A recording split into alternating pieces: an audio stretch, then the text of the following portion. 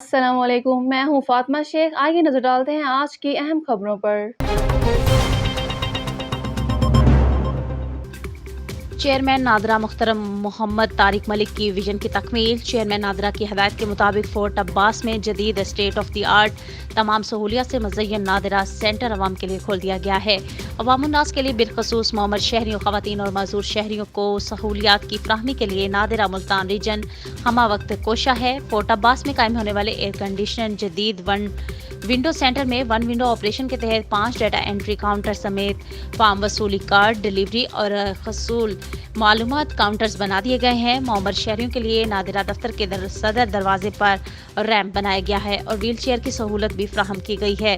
خواتین کے لیے علیحدہ نشستیں اور خواتین کے لیے مختص کاؤنٹر بھی بنائے گئے ہیں۔ عوام کے لیے اناؤنسمنٹ سسٹم کی فراہمی، ضروری معلومات کی فراہمی اور LED ٹی وی اسکرین پر معلومات کی فراہمی بھی سہولیات میں شامل ہیں۔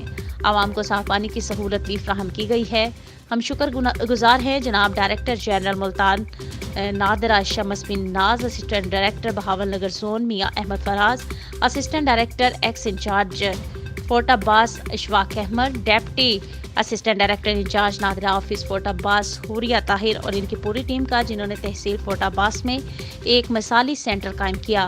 جدید نادرا دفتر فورٹ عباس کی ترقی میں اہم سنگ میل ثابت ہوگا۔